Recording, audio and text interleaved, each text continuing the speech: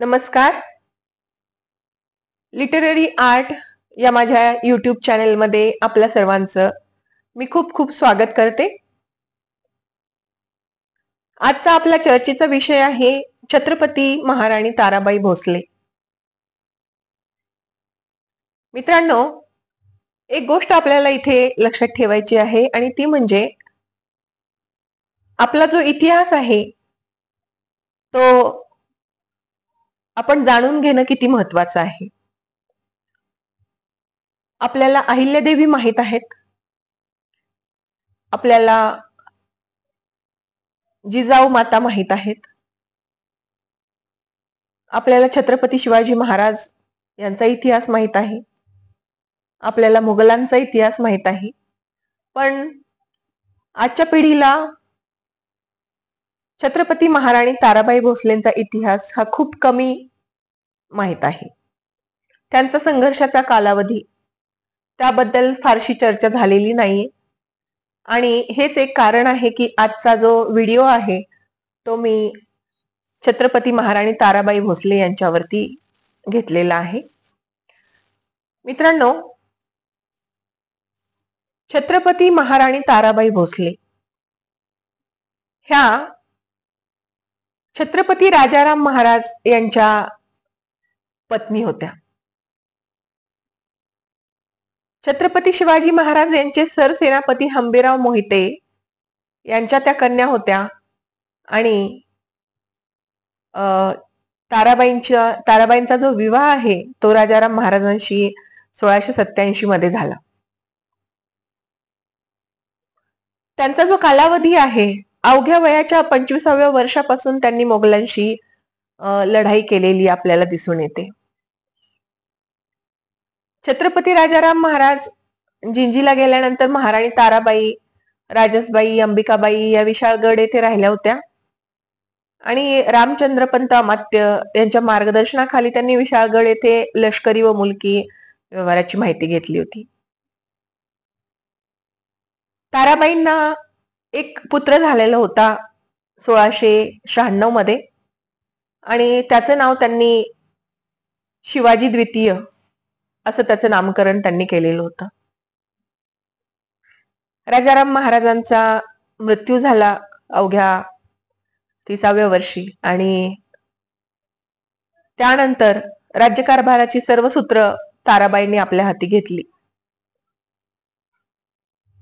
या गड किल्ल्यावरून दुसऱ्या गड किल्ल्यावरती आणि दुसऱ्या गड किल्ल्यावरून तिसऱ्या गड किल्ल्यावरती अशा प्रकारे त्यांच्या कारकिर्दीत त्यांना पळ काढावा लागलेला होता. बरेचदा स्वतःचं संरक्षण करणं आणि त्यातून आपला राज्यकारभार चालवणं हे फार मोठी जबाबदारी त्यांनी आपल्या हाती घेतलेली होती. राजाराम महाराजांच्या निधनानंतर जेव्हा त्यांनी आपली राज्यकारभाराची सर्व सूत्रे हाती घेतली त्यावेळी मोगली फौजांना मागे सारण्यासाठी त्यांनी आक्रमक अशी भूमिका घेतलेली होती. मित्रांनो, आपल्याला एक गोष्ट आणखी लक्षात ठेवायची आहे की मराठेशाहीतील मुत्सद्यांना काळाचे गांभीर्य समजावून देऊन शेवटपर्यंत त्या सगळ्यांसोबत एकजुटीने राहून मोगलांना त्यांनी थोपवून धरलेलं होतं. ताराबाईंनी करवीर राज्याची म्हणजेच कोल्हापूरच्या राजगादीची त्यांनी स्थापना केली. छत्रपती शिवाजी महाराज आणि छत्रपती संभाजी महाराज यांच्या मागे त्यांनी समर्थपणे राज्याची धुरा सांभाळली. सरसेनापती संताजी घोरपडे आणि धनाजी जाधव यांना बरोबर घेऊन त्यांनी मोगलांना सळो की पळो करून सोडलेले होते आणि त्यावरतीच काही उल्लेखनीय असे त्यांचे वर्णन तत्कालीन कवी गोविंद यांनी केले होते. दिल्ली झाली दिनवाणी, दिल्ली झाली दिनवाणी, दिल्लीशाचे गेले पाणी. दिल्ली झाली दिनवाणी, दिल्लीशाचे गेले पाणी, ताराबाई रामराणी भद्रकाली कोपली. ताराबाईच्या बखते दिल्ली पतीची तखते, खचो लागली तेवी मते कुराणी ही खंडली. रामराणी भद्रकाली रणरंगी क्रुद्ध झाली, प्रलयाची वेळ आली मुघल सांभाळा. रामराणी भद्रकाली रणरंगी क्रुद्ध झाली, प्रलयाची वेळ आली मुगल हो सांभाळा, असे वर्णन तत्कालीन कवी गोविंद यांनी ताराबाईंचे केलेले आहे. ताराबाई औरंगजेबाच्या प्रचंड मुघल सैन्यासमोर उभा टाकल्या होत्या आणि त्या केवळ त्यावेळी 24-25 वर्षाच्या होत्या. औरंगजेबासारख्या मुत्सद्दी कपटी सम्राटाशी सलग 7.5 वर्षे त्यांनी लढा दिलेला आपल्याला दिसून येतोय. हे पहा, इथे मी तुम्हाला सील जो आहे छत्रपती राजाराम महाराजांचा, तर तो इथे दाखवलेला आहे कशा प्रकारचा होता तो. तर औरंगजेबाच्या मृत्यूनंतर संभाजी राजांचे पुत्र शाहू यांची मोगलांनी सुटका करताना महाराष्ट्रात त्यांनी एक दुहीचं राजकारण केलेलं होतं. शाहू हेच मराठा राज्याचे उत्तराधिकारी असल्याचे त्यांनी सांगितले, त्यांची कान भरले. दोन्ही बाजूंनी छत्रपती पदाच्या वारसा हक्कावरून संघर्ष सुरू झाला आणि या काळात ताराबाईंच्या पक्षातले खंडो बल्लाळ, बाळाजी विश्वनाथ, धनाजी जाधव यासारखे सेनानी मुत्सद्दी शाहूंच्या पक्षात गेले. शाहू महाराजांनी महाराणी ताराबाई आणि त्यांचा पुत्र शिवाजी दुसरा यांच्या विरुद्ध युद्ध पुकारले आणि 1707 साली खेड येथे झालेल्या लढाईत बाळाजी विश्वनाथ या पेशव्याच्या कुशल नेतृत्वाखाली शाहूराजांशी सरशी झाली. ताराबाईंनी जिंकलेले सर्व किल्ले शाहूला मिळाले. शाहूंच्या पक्षात गेलेले बाळाजी विश्वनाथ यांनी ताराराणींच्या पक्षातील उदाजी चव्हाण, चंद्रसेन जाधव, कान्होजी आंग्रे, पिलाजी गोळे आदी सेनानींच्या शाहूंच्या बाजूला वळवून घेतले. त्यामुळे शाहूंचा जो पक्ष होता तो अतिशय बळकट झालेला होता. शाहूंनी साताऱ्याला गादीची स्थापना केली आणि ताराबाईंनी साताऱ्याहून माघार घेऊन कोल्हापूर येथे वेगळी गादी स्थापन केली.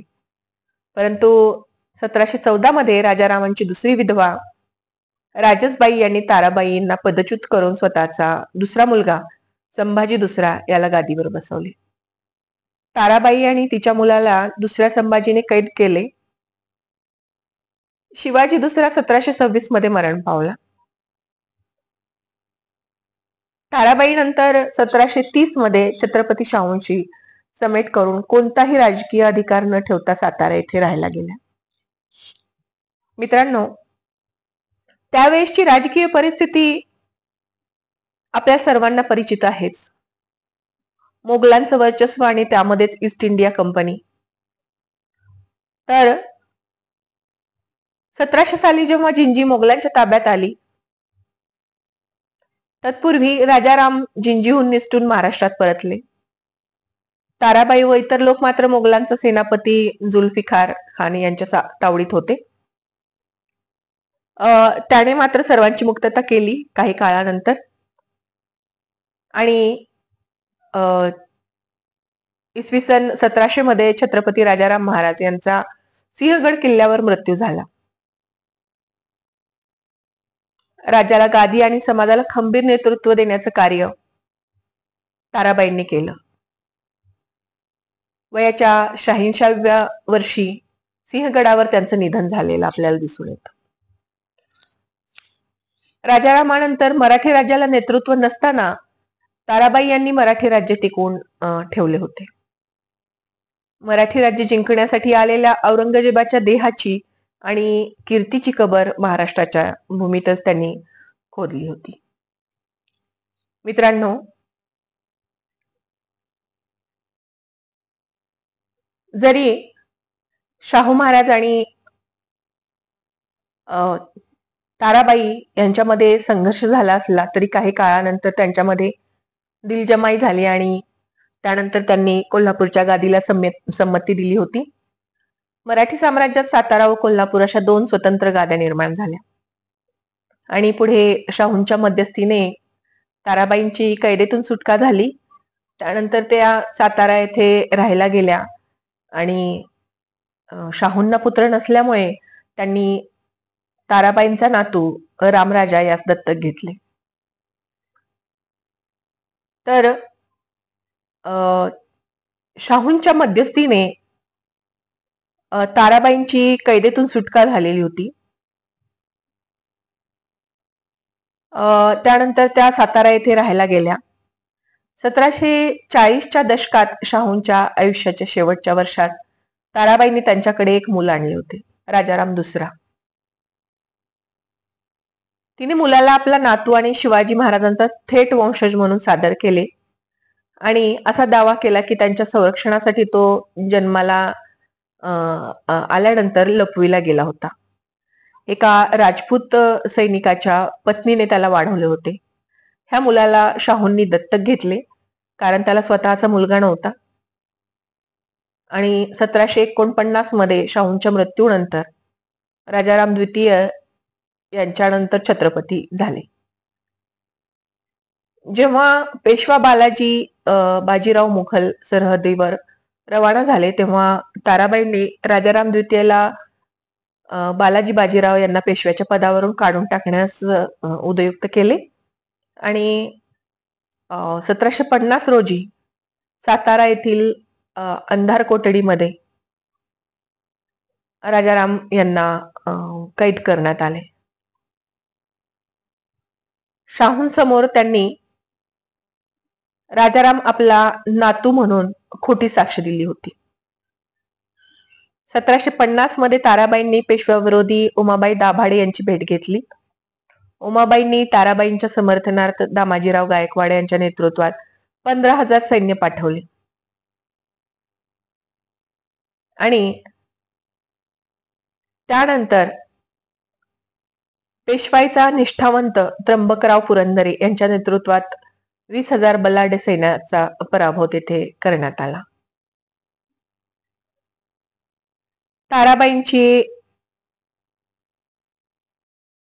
ताराबाईंची कारकीर्द तशी संघर्षाचीच राहिलेली आहे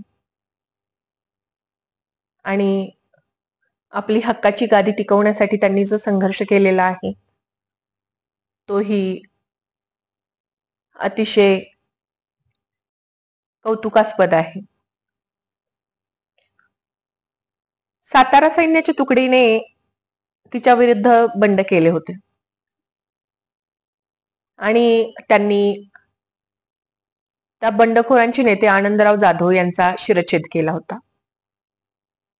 तथापि त्यांना असे समजले की त्या पेशव्याविरुद्ध लढू शकणार नाहीत आणि शांततेच्या करारासाठी पुण्यात त्यांना पेशव्यांना भेटण्याची तयारी दर्शविली.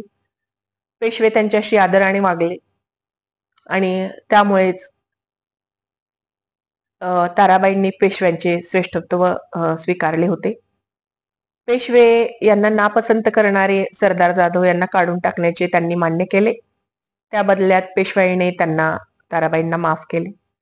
1 सप्टेंबर 1752 रोजी दोघांनी परस्पर शांततेचे वचन देऊन जेजुरीतील खंडोबा मंदिरात शपथ घेतली. या शपथविधीत ताराबाईंनी ही शपथ घेतली की राजाराम दुसरा त्यांचा नातू नाही. तथापि पेशव्यांनी राजारामला एक शक्तिहीन छत्रपती म्हणून कायम ठेवले. तर मित्रांनो, यांच्यावरती अशा या ताराबाईंचा मृत्यू जो आहे तो 9 डिसेंबर 1761 रोजी साताऱ्यातील अजिंक्यतारा किल्ल्यावर झाला. त्यांची समाधी क्षेत्र माहुली तालुका सातारा येथे कृष्णेच्या काठावर असून तो पावसाळ्यामध्ये ही समाधी नदीच्या प्रवाहाखाली जाते. संभाजीनंतर कोल्हापूरच्या गादीवर शिवाजी द्वितीय या त्यांच्या दत्तक पुत्राची कारकीर्द ही केवळ 1762 ते 1813 एवढ्याच काळापुरती झालेली होती. त्यांच्या कारकिर्दीमध्ये 1812 रोजी कोल्हापूर संस्थानाचा ईस्ट इंडिया कंपनी सरकारसोबत संरक्षणात्मक करार होऊन ते ब्रिटिशांच्या आधिपत्याखाली आलेले होते. त्यानंतर 1813 मध्ये शिवाजी महाराज द्वितीय यांचेही निधन झालेले आपल्याला दिसून येते. तर अशा प्रकारची ताराबाई यांची ही कारकीर्द होती. अतिशय मुत्सद्दी, शूरवीर रणांगणा, भद्रकाली असं त्यांना संबोधलं जातं आणि बऱ्याच मराठी साहित्यकारांनी त्यांच्यावरती ग्रंथही लिहिलेले आहेत. त्यामध्ये विशेषतः doctor Jaysingrao Pawar, doctor Suvarna Naik Nimbalkar, doctor Appasaheb Pawar, Sadashiv Shivde अशा काही लेखकांनी त्यांच्यावरती ग्रंथ लिहिलेले आहेत. त्याचबरोबर त्यांच्यावरती एक डॉक्टर जयसिंगराव पवार यांच्या मोगल मर्दिनी महाराणी ताराबाई या पुस्तकाच्या ग्रंथाच्या आधारावरती एक टीव्ही सिरीज पण तयार करण्यात आली आणि त्याला स्वराज्य सौदामिनी तारा राणी अशा प्रकारचं टायटल देण्यात आलेलं होतं. तर ती बऱ्यापैकी पॉप्युलर झालेली आपल्याला दिसून येते. तर मित्रांनो, अशा प्रकारे ताराबाई ह्या आपल्या स्वराज्यासाठी त्यांनी आपल्या आयुष्यामध्ये बराच संघर्ष केलेला आपल्याला दिसून येतो. त्यावरती हा मी छोटासा व्हिडिओ तयार केलेला आहे. जर आपल्याला आवडला तर लाईक, शेअर आणि सबस्क्राईब करायला विसरू नका. आपल्या सर्वांचं खूप खूप आभार आपण हा व्हिडिओ बघितला यासाठी. धन्यवाद.